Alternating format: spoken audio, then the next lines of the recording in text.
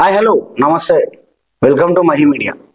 తెలంగాణలో మరో ఎన్నికకు మూడు ఖరారైందని మనం చెప్పుకోవాలి. ముఖ్యంగా జూబ్లీస్ లో గెలిచిన తర్వాత జోష్ మీద ఉన్నటువంటి కాంగ్రెస్ పార్టీ మళ్ళీ ఇంకొక ఎన్నికలు కూడా సిద్ధమవుతుందని మనం చెప్పుకోవాలి. ఎందుకంటే ఎవరైతే పార్టీలు మారారో అంటే పార్టీ ఫిరాయింపుల పైన కూడా స్పీకర్ తో ఉన్నదిగా, స్పీకర్ తో ఆ విచారణ పూర్తయిందని మనం చెప్పుకోవాలి. కానీ దాంట్లో మాత్రం ఒక ఇద్దరికి మాత్రమే మళ్ళీ ఉప ఎన్నిక వచ్చేలాగా కనబడుతుంది. కానీ ముఖ్యంగా ఈ ఉప ఎన్నిక ఎలా రాబోతుంది, అసలు ఏం జరగబోతుంది అనేది కూడా మనం క్లారిటీగా మనం ఈ న్యూస్ లో మనం మాట్లాడబోతున్నాం. అయితే దీంట్లో క్లియర్ గా కనుక మనం మాట్లాడుకున్నట్లయితే ముఖ్యంగా మెయిన్ గా మనం చెప్పుకోవాలి ఉప సర్పంచ్ అంటే సర్పంచ్ ఎన్నికల గురించి మనం మాట్లాడుకోవాలి.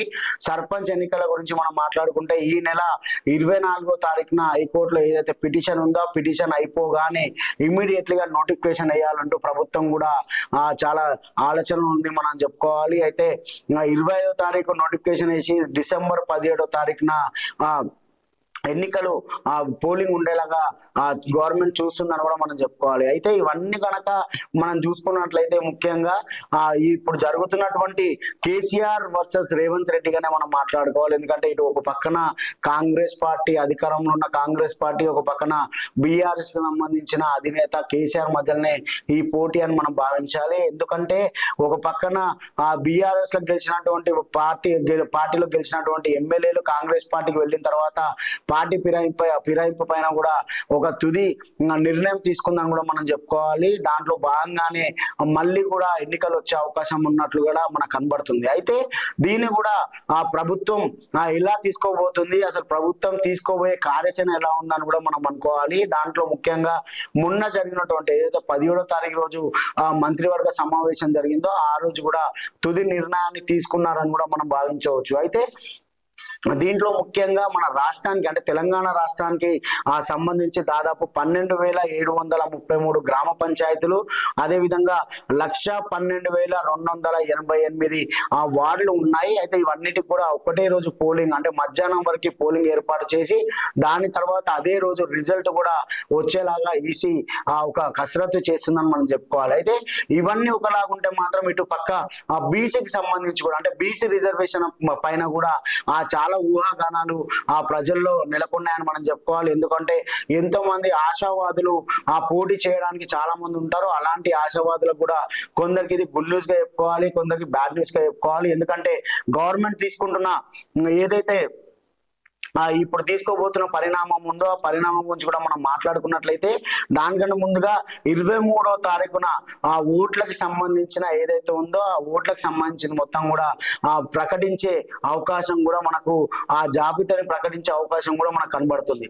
అంటే ఇవన్నిటి కూడా చూసుకున్నట్లయితే ముఖ్యంగా ఇందులో మనం మాట్లాడుకున్నట్లయితే 50% ఏదైతే బీసీ రిజర్వేషన్ ఏదైతే ఇవ్వాలని అనుకున్నారో దానికి సంబంధించి కూడా ఒక నిర్ణయాన్ని అయితే తీసుకునే అవకాశాలు ఉన్నట్లు కూడా మనకు కనబడుతున్నాయి. అయితే ముఖ్యంగా దీంట్లో మనం మాట్లాడుకోవచ్చు అంటే 50% బీసీకి సంబంధించిన ఏదైతే రిజర్వేషన్ ఉందో ఆ రిజర్వేషన్ సంబంధించిన కూడా ఈసీకి ఈ రోజు లేదా రేపట్లో అంటే ఇది ఏదైతే 24వ తారీఖు రోజు ఏదైతే పిటిషన్ ఉందో పిటిషన్ కంప్లీట్ అయ్యేలోపు అంతా సిద్ధం చేసుకొని సిద్ధం చేసుకున్న తర్వాత ఈసీకి కూడా ఒక లేఖ ఇవ్వాలని కూడా ప్రభుత్వం ఆలోచిస్తున్నట్టు కూడా మనకు తెలుస్తుంది. అయితే ఇవన్నీ పక్కన పెడితే ముఖ్యంగా కాంగ్రెస్ పార్టీ అదేవిధంగా బీఆర్ఎస్ మధ్య మాత్రం ఉప ఎన్నిక రాబోతుందని మనం చెప్పుకోవాలి. ఎందుకంటే స్పీకర్ తో ఏదైతే జరిగిందో దాంట్లో భాగంగా ఎవరైతే పార్టీ ఫిరాయించారో అందులో ముఖ్యంగా దానం నాగేందర్ అదేవిధంగా కడియం శ్రీహరి పైన మాత్రం వేటు పడే అవకాశం ఉంది. వాళ్ళిద్దరు మాత్రం మళ్ళీ ఎన్నికలకు వచ్చేటట్టుగా కనబడుతుంది. అందులో భాగంగానే నాగేందర్ ఆల్రెడీ పోయి ఢిల్లీ కూడా వెళ్ళడం జరిగింది. నియోజకవర్గ పరిస్థితి ఎలా ఉంది, ఏ రకంగా ఉందనే దానిపైన కూడా ఆయన మాట్లాడినట్టు కూడా మనకు సమాచారం అందుతుంది. అయితే ఇవన్నీ మనం చూసుకున్నట్లయితే వీళ్ళిద్దరు గనక ఎలక్షన్లకు వెళ్తే ఎప్పుడు ఎలక్షన్లు ఉంటాయి అనే దానిపైన కూడా ఒక క్లారిటీ మనకు రావాలి. దాంట్లో ముఖ్యంగా మనం మాట్లాడుకున్నట్లయితే ఏవైతే ఇప్పుడు డిసెంబర్ 17వ తారీఖున సర్పంచ్ ఎన్నికలు నిర్వహించాలి అని ఈసీ భావిస్తుందో అందులో భాగంగానే వీళ్ళు ఈ 2 నియోజకవర్గాలకు కూడా అదే టైంలో ఎలక్షన్లు ఏర్పాటు చేయాలని కూడా భావిస్తున్నట్లుగా మనకు క్లియర్ గా తెలుస్తుంది. అయితే ఇది మొత్తం కూడా చూసుకున్నట్లయితే సుప్రీంకోర్టులో జరుగుతున్నటువంటి కీలక ఆదేశాల మేరకు ఇద్దరు ఎమ్మెల్యేలు అంటే కడియం శ్రీహరి అనుకోండి, లేకపోతే దానం నాగేంద్ర అనుకోండి, వీళ్ళిద్దరికి మాత్రం ఎలక్షన్లు మళ్ళీ వచ్చేలాగే మనకు క్లియర్ కట్ గా కనబడుతున్నాయి.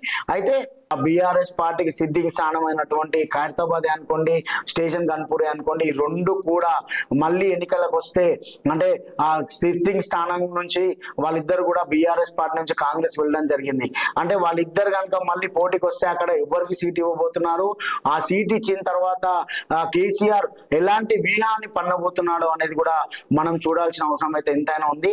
అయితే రానున్న రోజుల్లో ఇంకా దాదాపు 3 రోజులలో మనకు సర్పంచ్ ఎన్నికలకు సంబంధించిన నోటిఫికేషన్, అదే విధంగా మళ్ళీ బై ఎలక్షన్స్ ఉండబోతున్నాయా అనే దానిపైన కూడా ఒక ఉత్కంఠ అయితే తెలంగాణ ప్రజల్లో, అదే విధంగా ప్రతి ఒక్క నాయకుల్లో మాత్రం కనబడుతుంది.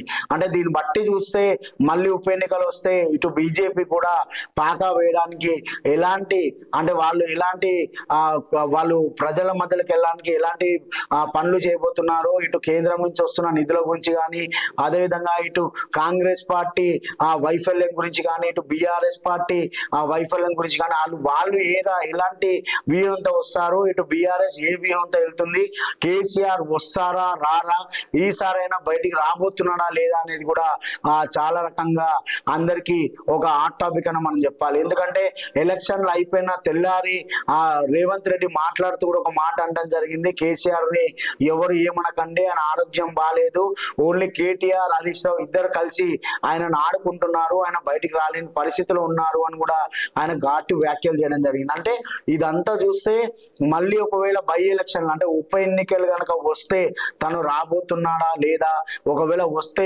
ఎలాంటి వ్యూహంతో ఆయన రాబోతున్నారు, మాటలతోనే పడేసే కేసీఆర్ ఇప్పటి వరకు కూడా జూబ్లీస్ లో పార్టిసిపేట్ చేయకపోవడం, అదేవిధంగా ఇటు ఒకవేళ ఖైరతాబాద్ కానీ ఇటు స్టేషన్ గన్పూర్ కానీ ఆయన వస్తారా రారా, మరి వచ్చిన తర్వాత ఎలాంటి వ్యూహాన్ని పండుతారా అనేది కూడా చాలా మందికి ఉత్కంఠ నెలకొంటుంది. అంటే ఇలాంటి పరిస్థితుల్లో ప్రజలకి ఏమి ఇవ్వబోతున్నారు, ఎలా ఉండబోతుంది అనేది కూడా ఆ ఉత్కంఠకి ఇంకా 3 లేదా 4 రోజుల్లో తెరబడే అవకాశాలు కూడా ఉన్నట్టుగా మనకు తెలుస్తుంది. అంటే దీన్ని బట్టి చూస్తే ముందున్న రోజుల్లో మళ్ళీ ప్రజల్లోకి నాయకులు రాబోతున్నారు. 2 నియోజకవర్గాలే కాకుండా తెలంగాణ వ్యాప్తంగా సర్పంచ్ ఎన్నికలు ఉంటాయి కాబట్టి సర్పంచ్ ఎన్నికలలో దాంతో పాటు ఇప్పుడు సర్పంచ్ ఎన్నికలు అయిపోయిన తర్వాతనే అంటే మళ్ళీ కార్పొరేషన్ ఎన్నికలు కూడా ప్రభుత్వం ముందుకెళ్లే అవకాశం కనబడుతుంది. ఎందుకంటే కాంగ్రెస్ పార్టీ జూబ్లీస్ లో గెలిచిన తర్వాత ఆ జోష్ ని కొనసాగించాలని కాంగ్రెస్ పార్టీ వ్యూహం పండుతుంటే ఇటు ప్రతిపక్షంలో ఉన్న బీజేపీ కానీ అదేవిధంగా బీఆర్ఎస్ పార్టీ ఎలాంటి వ్యూహాన్ని పండుతుంది, ఎలాంటి వ్యూహంతో ముందుకెళ్ళబోతుంది అనేది కూడా మనం వేసి చూడాల్సిన అవసరం ఎంతైనా ఉంది. ఇది ఇప్పటివరకు ఉన్న అప్డేట్. మళ్ళీ అప్డేట్ తో మళ్ళీ కలుస్తాను. నమస్తే.